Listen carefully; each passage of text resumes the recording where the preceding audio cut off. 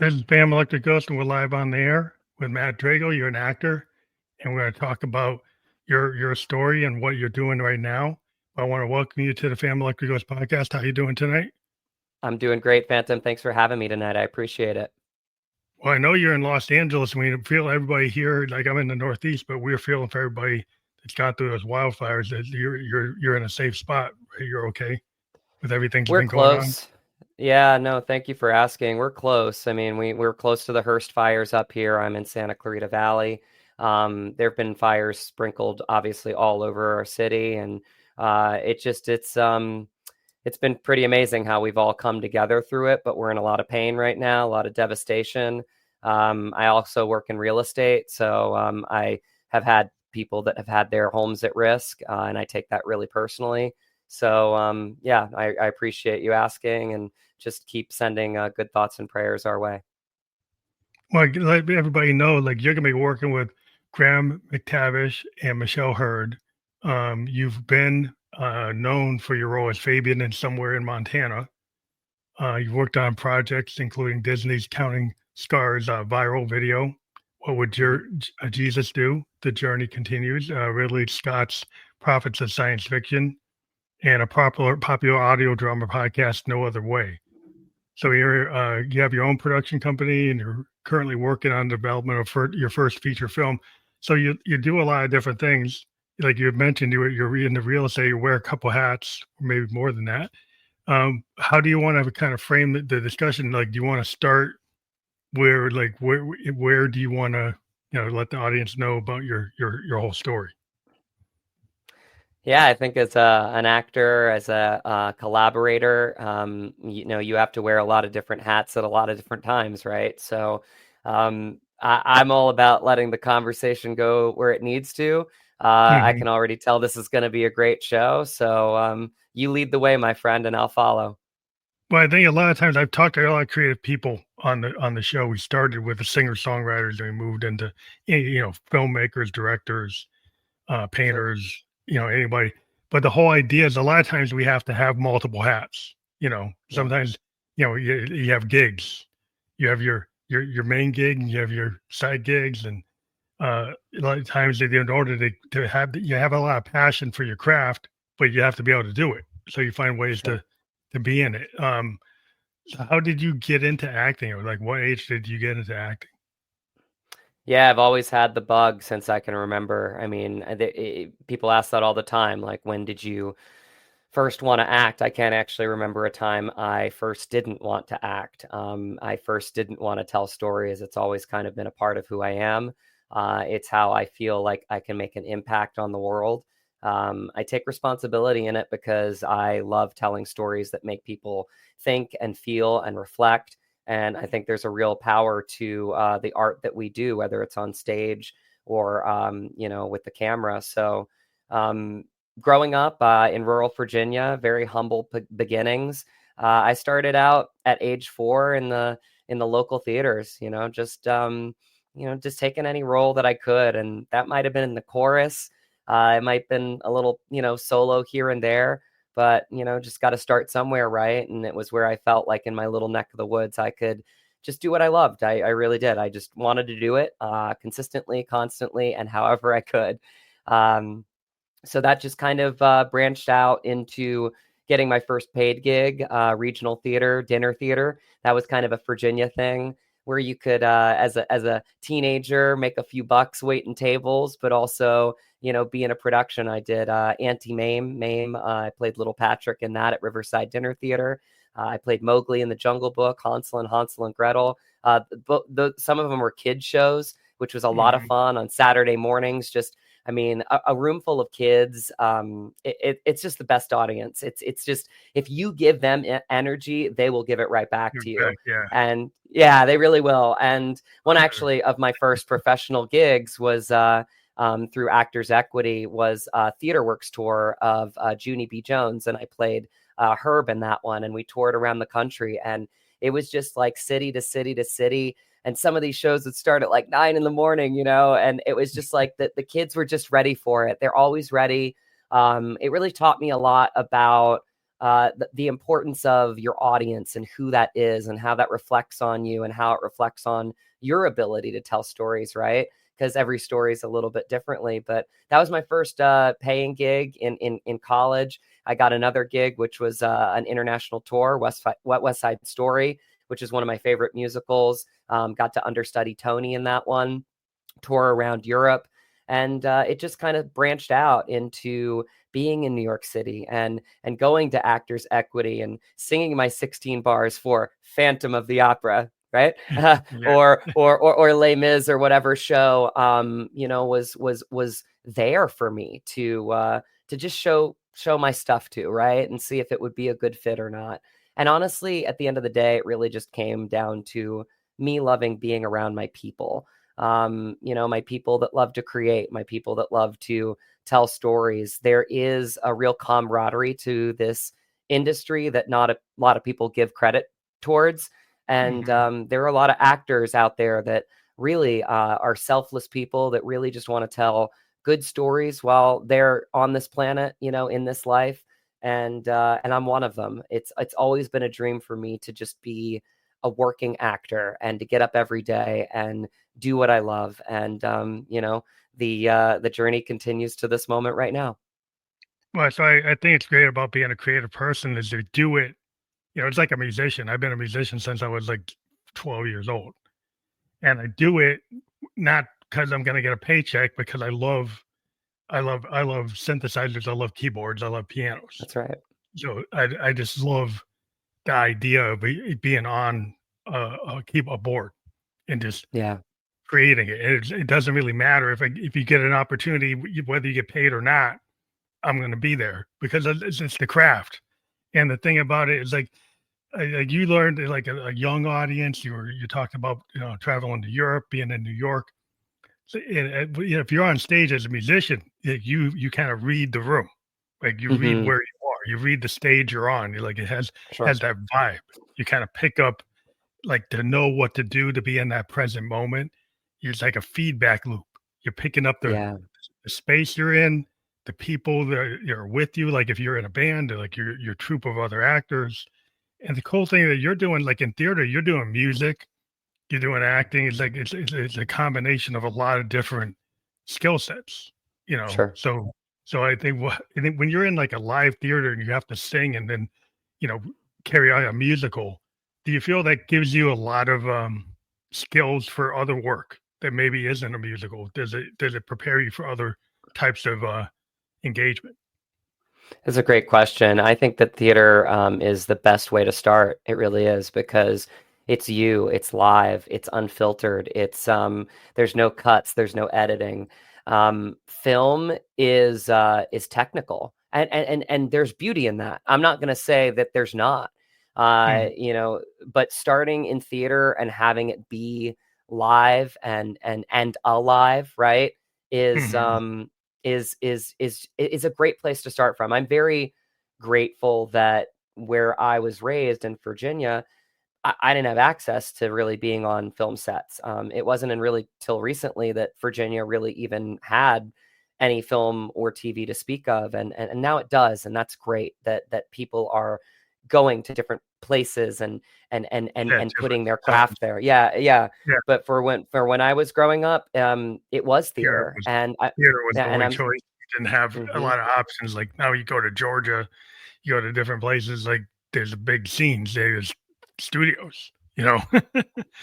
Exactly. There's full businesses there. I mean, and studios are going now to Vegas. I mean, the reality is film productions will go where they need to go to make their dreams happen, to make their stories come to life, right? So, there's a lot more, I think, in some ways at stake for film, because there's so many different processes within film. There's a There's lot. clearly the pre-production, which is your script, getting your actors together, getting your crew together. That is such a massive part of it, is figuring out who can, you know, be affordable to do the jobs that you need to do, that will need to be tackled in that production time. And then the production is all go, right? It's like your one shot to kind of get everything that you can. So there's a lot of pressure in that bubble, right?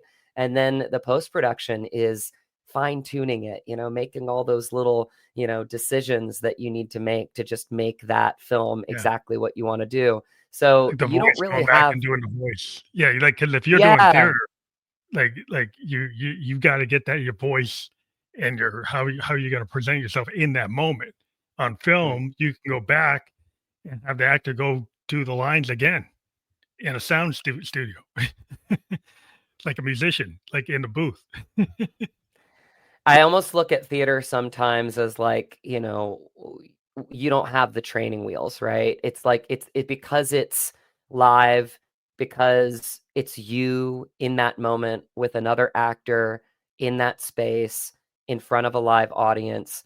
The stakes are very high, right? And I'm not saying that the stakes aren't very high for TV and film, because a lot of times, like this indie that I'm in, uh, you don't have a lot of takes, and you've been working on these scenes a lot, and you're thrown a lot of technical stuff a lot of times because you don't know necessarily where you might be shooting that scene until the day of, or what the shot looks like, or if it rains, or if it snows, or if the winds pick up and you can't get good sound, right? So there's a lot of technical elements that make the whole apparatus of film just so complex and so It beautiful.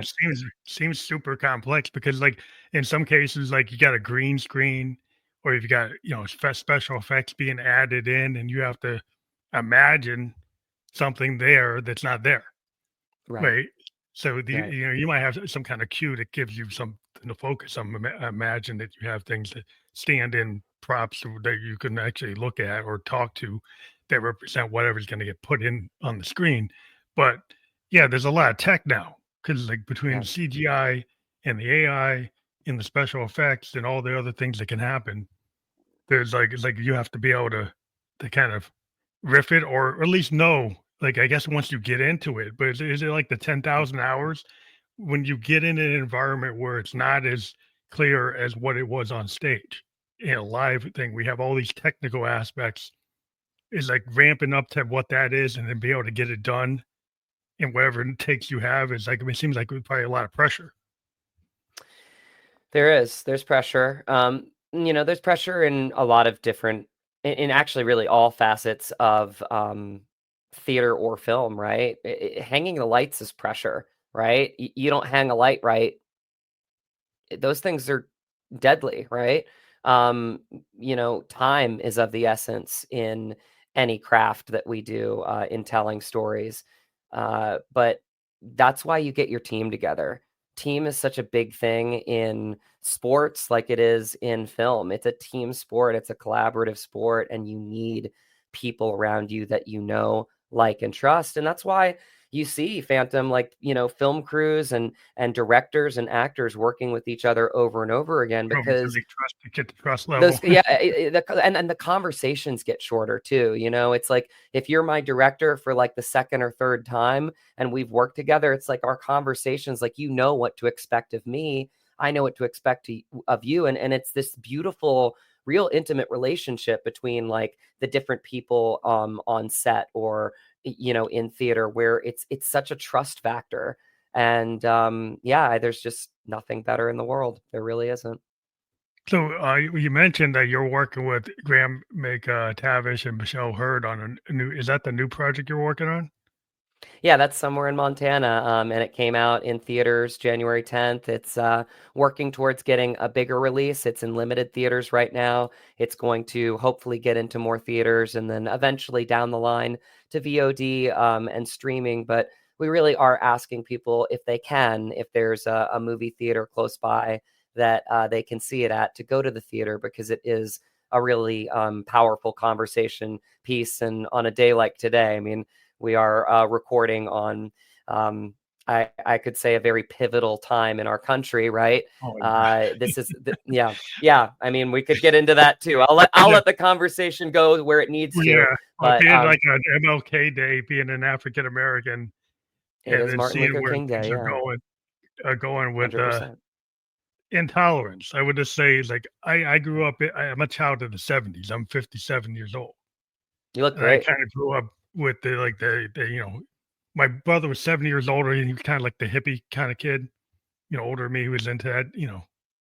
Just being around is a totally, having been lived through that, being a child of the '70s, Mm. and then seeing what's going on now, and it's like, it seems like there's just been, like, a backlash against, like, the what happened in the '60s and the '70s, I've been or, feeling the same thing, and I wasn't even alive then. It's so weird that you say that. I've been thinking about that a lot. Like, if I could transport myself to another time, I felt like we were on the precipice of something in the yeah, 70s. Like, yeah, you know what I mean? Like, we really were close to getting there. And again, I wasn't even alive, so I'm always fascinated about like times that I wasn't that even a time. part of. But I did. I from what I can glean, I feel like we were close. We were really close It just to. seemed like there were some people. It's kinda like, if I remember watching Archie Bunker, right? I remember Hmm, watching the TV show in the middle of it, like, when it was on air, you know, sure. and seeing, Carol O'Connor, it was always interesting to hear him talk, where people didn't understand he wasn't like Archie. Mm, Archie was a guy he played, and some people thought he was Archie. And mm, so that was always, like, so interesting to me, that, like, the power of acting, that yeah. some people actually believed he was what he said on screen. And that shows you, like, the power of being an actor, how you can convey a role that somebody actually thinks you're that person. And thank you for saying that too, because I think like that's what a lot of people don't really understand. They see the forward-facing mechanism of actors, right? Which is red carpets and awards, and those are great, right? But most actors that I know, like they want to tell good stories. They want to feed their families just like anybody else. Like it is something that burns inside of them, and it burns for some people like me in the ability to communicate during these tough times, right? And to tell stories that I feel like can make an impact on the world. And that just felt like for me as a kid, like my best way to just give back in any way Give that I back. could. And yeah, yeah, it really did. It And felt like, the, the power of it, the power of the medium, like being mm, an artist, a songwriter, we got 3 to 5 minutes to get across our vision. In sure, theater, you've got, like, 45 minutes to 2 hours. you know, you can give, an author got 70,000, 200,000 words. You're trying to, uh, you know, relate to the world your vision of how you see things, and see if people can understand what the story you're trying to tell, or the meaning behind it. Like, you're throwing your opinion. Like Rod Serling used to say things through science mm, fiction that maybe were hard to say straight, but he would, the Monsters on Maple Street, he's actually talking about something that's a real thing that's going sure, on. But he yeah. would use the science fiction layer to get it across. And the actors can be more direct or indirect in terms of how they're conveying, you know, their belief system, or what they think is important in life, or the visions they think the world should be looking at. Well said. I got nothing to add to that. That was beautifully said. Yeah, I just think it's amazing, because some people want to have, actors and musicians, well, stay in your lane, just entertain me. It's Right. like, yeah, what Dylan's like, he's not about just entertaining you. You know, Bob Dylan's gonna write a song like Hurricane, right? He's gonna Right. he's gonna it's saying something. Like, whether Yeah. you like it or not, he's blowing in the wind. He's saying something, right? I think what a lot of artists want to do, they want to, just try to connect with your heart. And I mean that. I think we're always in a place where if we can connect to people's hearts and make them be in touch with those positive emotions that we all have, right? I think we're all collectively in a better place together.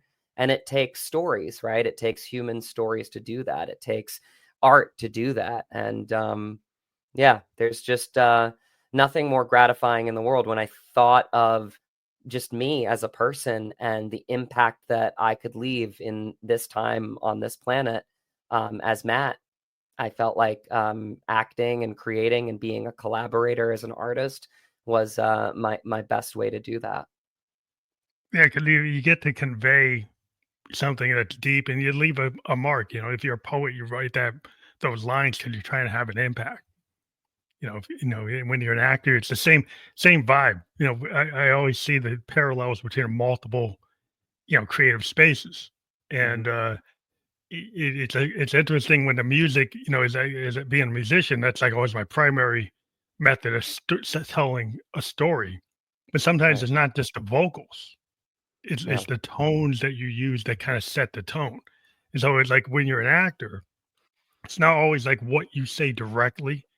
It's your facial expressions. It's what you're doing with your nonverbal communication. Can you kind of talk about as an actor, like the nonverbal communication, the way you use your eyes, the way you use your body, those things, and how do you train yourself to actually be a really good convey that what's in the script and how you interpret the script? Absolutely. Great question. I look at it as behavior a lot of times, and the behavior comes from the work that you do. I say this all the time, but I think actors need to be doing all of their work in pre-production, whether that's in theater, like we've discussed, or for film. That's the actor's time to really sit with their process. And my process is different from another actor's process, is different from another actor's process, but you have to uniquely find what your process is. And once you have that, maybe it will evolve, maybe it will change over time. But my process as it stands now is backstories. I love writing backstories. I love deciphering what makes that character click. What makes him tick? What makes him, move through life the way that he does? And in doing so, when I get to set, and I have the words, or to the stage, it gives me the freedom to play, because at a certain point, you have to build up the character, however you do through your process. And then you have to play. You have to kind of forget about all that work because you can't be Mhm. in your head. You have to be in Yeah, your heart, in the right? moment. S- You have to kinda In be the in the moment. moment. Yeah. And you have to be in the moment with the other actors that are also in the moment, right? And that's when Yeah. what I say the Synergy. magic happens. That's the synergy, right? That's where the magic happens. So for me, it's backstories. It's and again, I kind of journal about them, and then a last kind of minute process that I do, because again, in film, it's a very unique experience, right? You're giving that scene away. And that's actually kind of difficult in a way. You're giving that scene away for the last time. That is the way that it will live on, and you don't know what take, what cut, what edit, but you want to leave it all on the table. You want to give Yeah. the director, you want to That serve the director, and the writer and the producers, and your fellow castmates and the crew. Um, you want to serve them by showing that you have done your part. Because I always jokingly say, the actors are kind of the part that when you're in production, a lot of people aren't worried about, because, there's so much going on at that point that you should have already done your work. Like, and maybe there's little tweaks here and there that you have between the director, but crews are what make these films great. They're the ones that like really sacrifice. They're the ones lifting these lights and making sure the sound is just crisp in that moment, because again, mhm. they're working against the elements, they're working against time, and they're doing very labor intensive jobs. So I try, whenever I can, to give as much credit to crews as possible, Cruise, yeah, because they yeah. they are the heartbeat of what makes films great. But kinda like if you think about musicians, like, it's your recording engineer, it's your producer, it's like, the stage techs, the people who mic'd everything, there's all that there's a lot behind the scenes to set you up, and then you gotta be there, like, you gotta be in the moment, you gotta have a level night, like, are you kicking it, like, you show up on that stage, everybody did all that work, the roadies did the work, sound engineers did the work, the guy running the soundboard did the work, and then you've gotta be able to kick it carry it off. So, are It you is. actually yeah, are you phoning it in, or are you giving, like, your best, like, you're throwing it all, and, like, that you just gave so much away, you don't have any more? You I'm know? 100% guy. I mean, I'm 100% guy. I feel like everybody else is 100%. I got to be 100%, Mhm. because I'm a product of their work. I'm a product of, that brilliant cinematographer getting that really nice rolling shot. I'm a product of making sure that the lighting is crisp, right? I'm a product of, the sound coming out clear. I'm a product of all of the things that they have worked for that moment in their film, and there's nothing better than it. I mean, there really isn't. But it goes back to what we were talking about before. It's the ultimate team sport. Like, film for me is so gratifying. TV, I say film, but Yeah, there are a it's lot of all TV shows. There are a lot of TV shows now that are really film, if we're really like looking at them yeah, they're set structurally. up Like, more they're like films, like they might be really long films because sometimes they're like exactly 14, 15 episode films, like 15 hours versus like 2-hour movie. 100%. But yeah, so the whole idea though is interesting because you've gotta like lock into what the director wants. Then you've Yes. gotta lock into your teammates, your other actors, right? Right. And then also then like all the technical people who set up the scene, like the lighting and the sound and the effects and like the cinematography, like you're saying, like you want to, if what somebody wants to do like a continuous shot, and you got to be able to be in the right place in that shot, the way the director and the cinematographer and everybody imagined it, and then it's all got to align with all the things involved. It's like a total team sport. It It's like if is, you're in and a you band, you're like a six-piece band or like a complicated band with horn sections and strings. mhm, Is like all that's got to work. that's right. You're a sum of your parts, and I mean, as an actor, I value the fact that I am a team player. I love being with the crew. I love understanding their masters of craft. When I'm on set, I love to hear, all the different things that they're using with the technology and how to get the sound just right or how to get the lighting just right. Like, I stay in my lane, but I value them. I genuinely like value them as masters of their craft. It is, just wonderful to be on a team, and I'm grateful to be part of the team. But, because I am the product that they're putting so much work into for that shot, if I'm in front of the camera, it's my job to honor that by making sure that I'm on point. Yeah, because you just don't want everybody like have to keep on doing like 99 takes. It's like when you're in a studio with a band and the band keeps on, you've done like 101 takes. Hmm. Not that you don't have to do 101 takes, but I'm kind of like a child of the 70s. And I go back and I talk, watch documentaries with some of the classic bands like Sure. Neil Young and Elton John, Yeah. Bowie, Yeah. and they always talk about like there's a diminishing returns when you start getting to like the 100th take. Because a lot of times, Mm. at least in music, I don't know if this is in film, but in music, a lot of times the individual intent of the songwriter is closer on the earlier takes a lot of times. And what they end up doing is kind of wrecking the song. By the time they get to the 100th take, they kind of wrecked what their original idea was because they either got scared of it or they can't get it to where they thought it should be, but not understanding it was in the moment where it should have been. I wanna follow up on that one because that is an exceptional point. As an artist, you get it.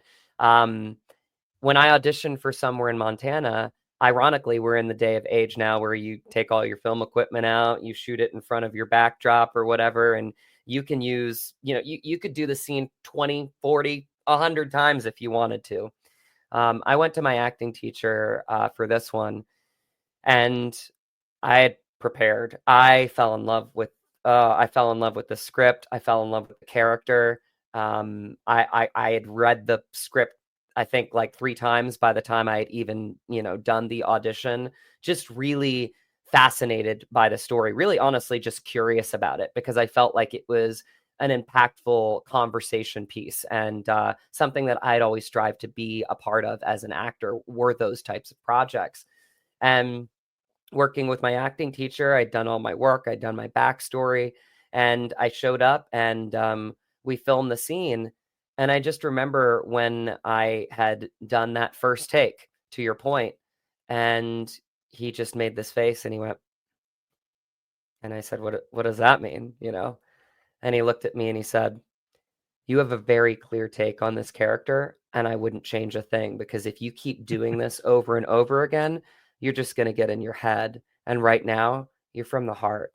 You're feeling this character right now. So could we make minor adjustments here or there? Sure, we Yeah. could.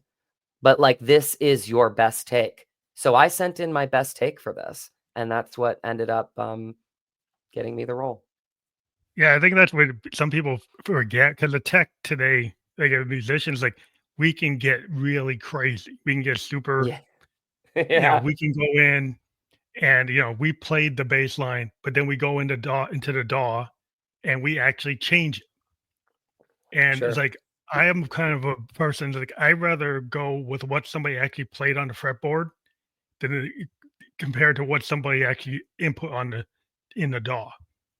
And I Sure. know some people are so technical, they say, I got to get it microtonal to the exact second and whatever. I just feel like a lot of times when you listen to older tracks from the past, there wasn't a DAW. There wasn't Mm, it wasn't a click track. They were just in the moment and they found something. There's happy accidents. There's some things like in the moment, kind of canvas level things. As a painter, is like, oh, I put that down. I can't really. Maybe I can reshade it, play with the colors, but like it is what it is. And being not satisfied, but being able to handle like that in the moment process. Now, if you don't get it mm. right, I understand you got it wrong. You got to Sure. do it till you get it right. But the idea Sure. that you can treat it like a sound painting or visual painting, that you don't get in your head and kind of overthink it. It's like overthinking it, when you're a musician, usually isn't a good thing. I would think an Well, actor probably went through the same thing. it is the same thing, and that's another awesome point. Is that these first takes sometimes on set are so precious, and it does take the team of the crew settling and making sure that if your first take is your best take, that you're not stifling that by anybody, like sound or lighting, like everybody being on point for Yeah, that so you first don't wreck precious it. moment. Yeah, So the for that mic's not first wrong. precious moment. So if your mic was off, the lighting was off, then you have to do it for technical reason. So there, like you Yeah, said, the crew is putting their best in to make sure that if you do it right on the yes, early take, that it doesn't get messed up because there was some technical glitch. So you have to go correct. back and run it because you know, like in music, like the kick drum mic's not on. So somebody just went spent 4 minutes thinking the kick drum they were doing this amazing kick drum and you didn't get it. It's like, Mm. okay, that's very frustrating. But that's Sometimes kind of it's like literally the worst thing that can happen, and that's why it really is. It goes back to that just, all hands on deck, everybody be on point. It's why you see a lot of the same crews work together over and over again, because they know that they're masters of their craft. They know how to work together. And you see that with production companies, right? You see people that do their crafts without, or that director that uses the same editor over and over again because he understands his vision. I mean, yeah, this is the ultimate people business, because if you create your team and you create a good one, I think I've realized now that I'm wearing the producer hat with my production company, is that a big part of it is really just finding your people, finding your team. yeah, Once you have a team, those are people that I want to work with over and over again, with because nice I, spectators.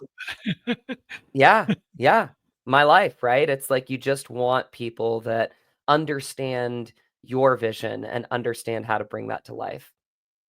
I think it's real important to have that teamwork and that vision. But it's interesting today because there's a lot of people saying, I wear another hat in software design. Hmm. I'm in software design industry, and people are like, "Oh, AI can replace the programmer, can replace the architect, can replace the analyst." And I'm like, "Really?" Like, because like, and I'm wondering in your craft, like even when music, I have people saying, "Well, we can have AI run the bass line." It's like I'd rather not have AI run the bass line There is so because much that will be lost if we continue with that type of thought process with art, because if you give away your human voice to a computer, you give away your humanity in telling stories. And I don't mean just with TV or film. I mean with visual arts. I mean Yeah, with music, right? It's a trickle down effect. And I think there's another part of it, just because I am speaking to a musician, I can speak to this with you, is that you love making music. You yeah, do it love for the ability to get to do it, right? If someone told me right now, hey, Matt, you could just get your likeness scanned and you could get your voice taken and you wouldn't even have to act anymore. We'll just program you into a computer and generate you and put you in a movie. I would say hell no, because that's not why I got into acting. Acting for me is the process of being around my fellow actors, my fellow crew members, and the process of telling a human stories. And I never thought I'd be saying this time and age, but I have to. Human it. Yeah. stories matter. Well, the thing that was interesting, I was talking to this guy who was like a tech bro. Not to put him Mm, down, I kind of put down, but he sure. was he was running this company. He was basically this AI company, and his pitch was like, you don't need human beings to be actors or musicians because the AI can do it. And I understand his mindset because he wants to make money off the tokens. So he's trying to take the creative space and monetize it. So his algorithms and his processes make the money. Now he won't say that, but I know I'm in tech. I know what he's doing. That's what he wants to do.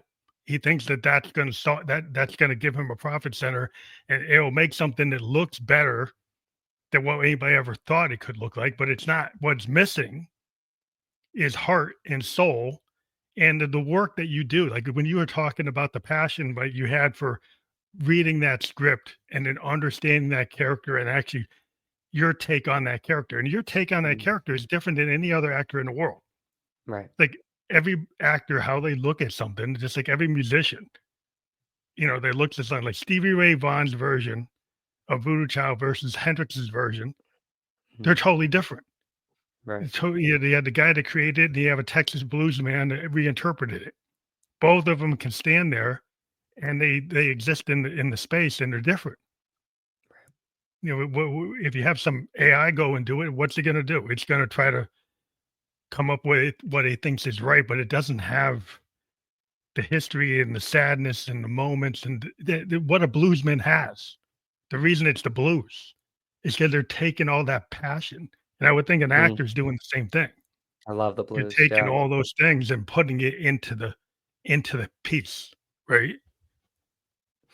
Yes, everything you just said. The only thing I'll add on is that I do feel, and I would tell your friend this, right? Is that I fear for what our society looks like if we give away art to a computer.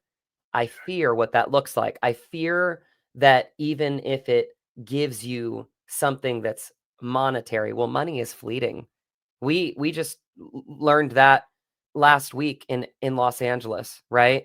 Like homes, Mhm. people's legacies gone, right? And I think we really need to go back to what's important, right? And what's important a lot of times is our legacy. And our legacy is made with us as people, as humans. So if you take that easy route, right, and you let computers take over art, well, what happens to our society 10, 20, 30, 50 years down the road, right? When I don't know if you have kids or if he has kids, but Yeah. when, your kids are coming to you and saying, "Hey dad, there's this really crazy movie that I just saw and there's like actual human beings in it." Because I think we need real human tears. We need real human emotions. We need real human stories that cannot be done with a computer. It just simply cannot.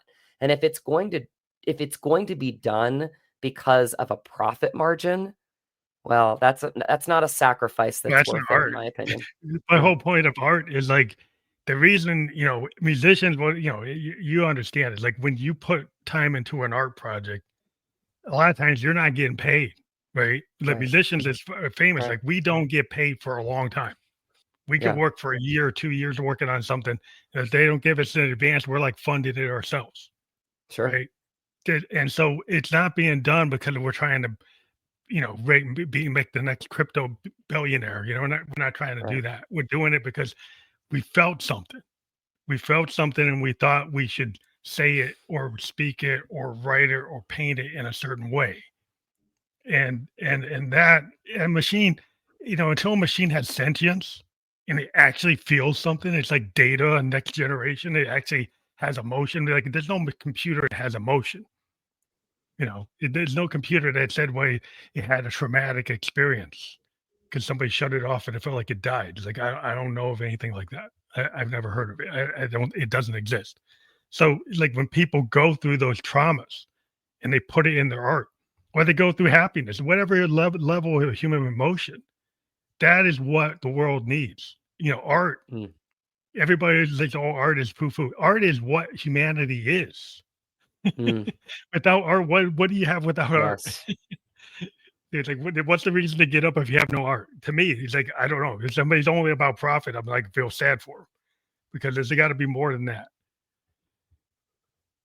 I don't really have anything to add to that. That was beautiful. Yeah, I think that when you are an artist, you understand that you really do love it for what it is, and you love it for the escape that it gives you, and you love it because of its massive effect on people and connecting them with their emotions and making them feel. And I do think that we are at a better place in our humanity when people are connected to their emotions and their positive feelings, right? And I think art gives you a bridge to that. It gives you an escape to accomplish that. So, yeah, it's nice talking to a fellow artist because I don't have to explain it to you. Well, I appreciate you guys that fought. You guys fought the fight for the AI. Because I saw a lot of actor organizations in the unions. You guys said, you're not using my image, right? I'm not approving that. You're not. Well, it actually was a little bit trickier than that. So that the writers actually did get the phrase in their contract, and I work with contracts that AI cannot be a writer. It is stated Oh, they clearly made sure. and they put it airtight. I had a problem with the way that SAG-AFTRA did it, and I will speak to it on your Oh, show. wow. I did. I pointed it out to a couple people in, I thought, a very compassionate way.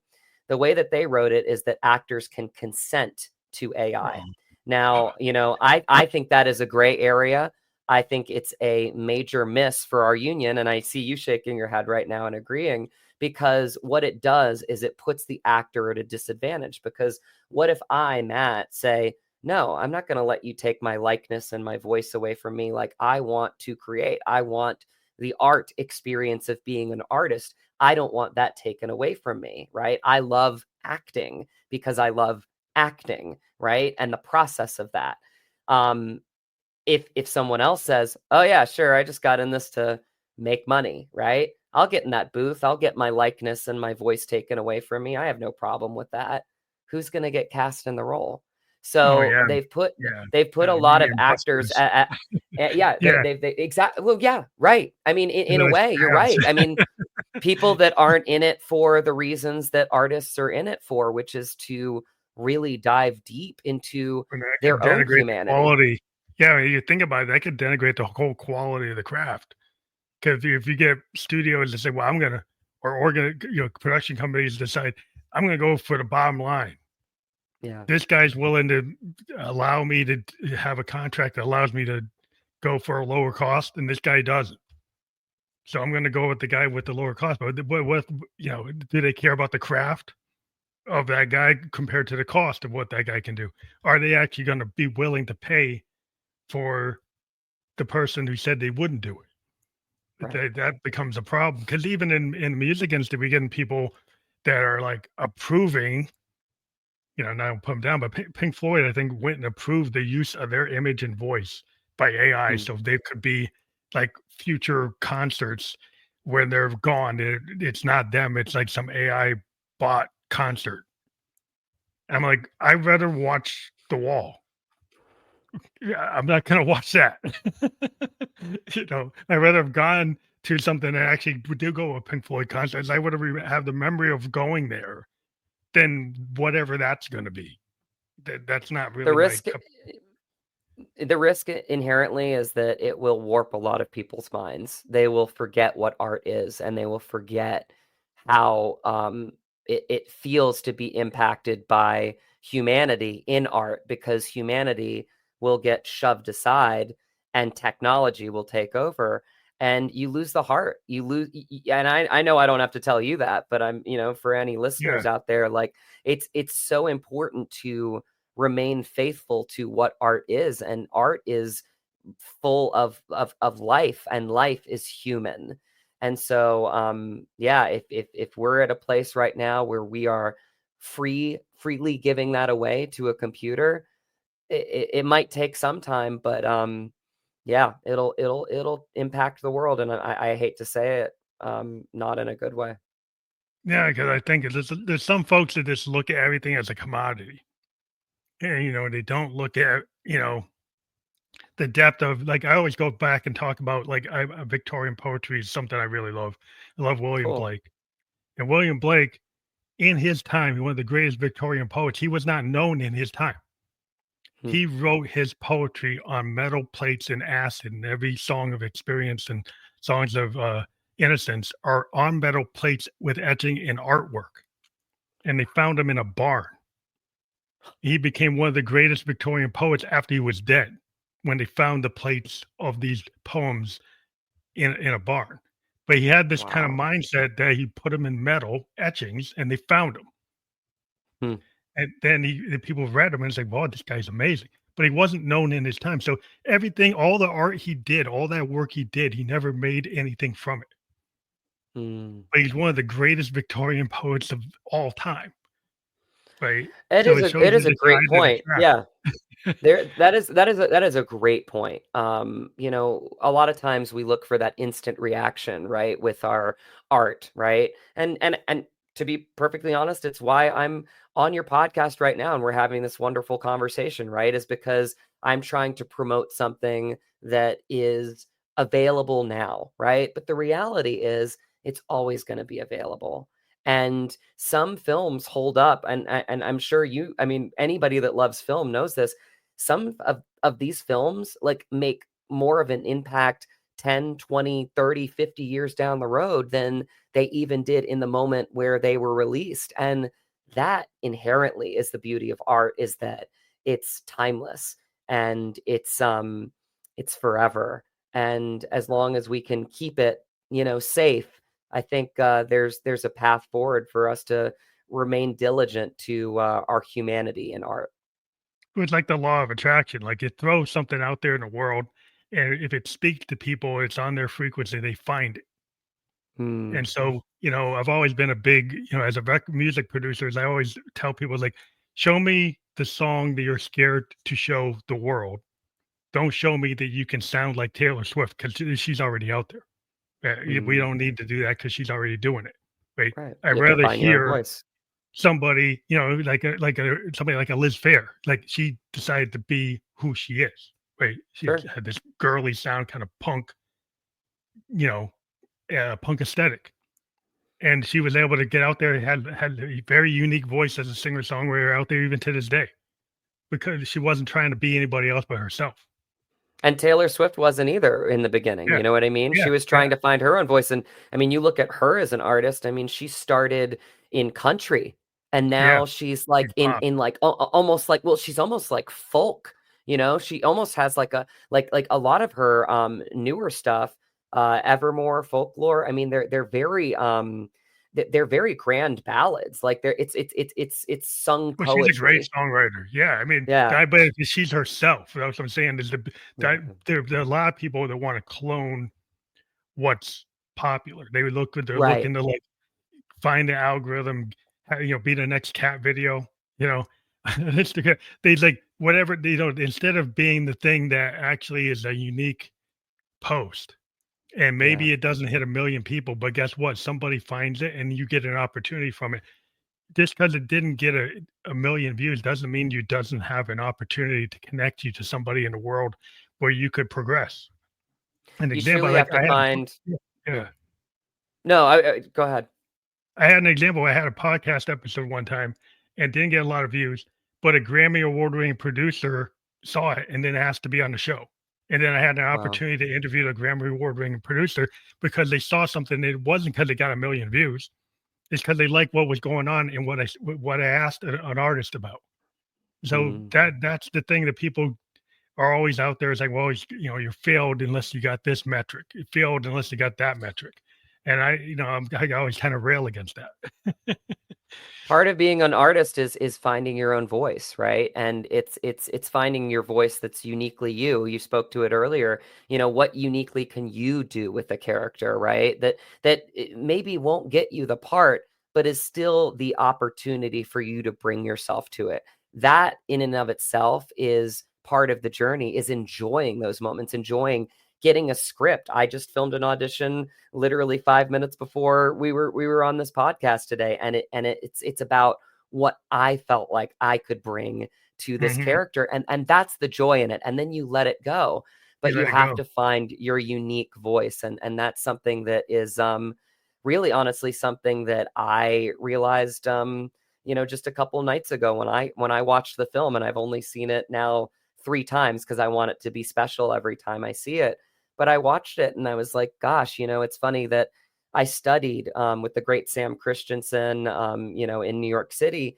And the way that he calls it is your myth. What is it that you innately give off as an artist that you don't even have control of? It's just something that's inside of you. And if you're being honest with it, it's that law of attraction that kind of brings people to you because they see how kind of like in yourself that you are, how honest you are being with your own voice, right?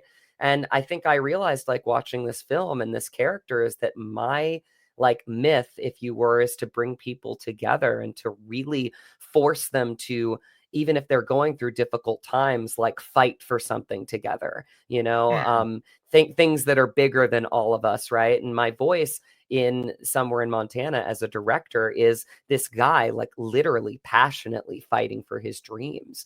And yes, he's got big feelings, but he's unapologetic about that because it's something that is important to him. So you could Sure. call me a fighter, but you could call me somebody that, like, if you're looking at my myth, somebody that is a bringer together, together of people, that somebody that really just is empowered by fighting for dreams, is somebody that just Or really being that loves his craft. advocate Yeah, for life. If you some people like are, an advocate for people to have a voice, right? Or right. to be able to support people to actualize. Because some Yeah, people never really self-actualize. Some people, right. they want to see people live to their full potential. They don't want to tap people down. Some people are in the rat race and they want to be at the top of the pile. Sure. And there's other people that want to bring everybody up or they want to Yep. help you get them and they want to Yeah. help you execute. And we have those people who are like pay it forward and want to build a community. You don't go in as a lone band, you go in as a whole. If you have like a collective, like a lot of Right. times in music, like I'll be part of an electronic music collective and take over a club with like 10 other bands rather than trying to go there by myself, go with a bunch of people. Cause then we get a guarantee that we can own that club that night and bring in the fans. And then they'll want us to come again. And then we're not one night, we might be there all month because Mm, we're trying to all come together instead of like me trying to battle against this other band. Say, well, I want to take away their spot. for sure. Why don't we all Yeah. go together? Right. Yeah, and that's the beauty of artists too, is that, this industry is based on who you know, but it's not, it's taken out of context. It's really the relationships that you have. That's what matters in this path as an artist. It's not who you know. That's trivialized. That's like kind of how people unfortunately see the industry. Some Mm, people are like that, but they're like that in any industry. There are some people that like, I got to know that person because they're going to get me to that place and they're going to do this for my career and then I'm going to book stuff. Listen, there are those types of people in every industry. I can't stress that enough. But there are people like me that like really honestly like got into this because I just feel the need to collaborate. I feel the need to tell great stories. I like to be around my people. I feel like I'm at my best when I'm around my people. And that in and of itself brings me so much joy. like you said before, that you want people to go to the theater to actually see somewhere in Montana because you feel like that's a better experience for to see it on the big screen. You think It's an we're just in the idea of being in the theater with people?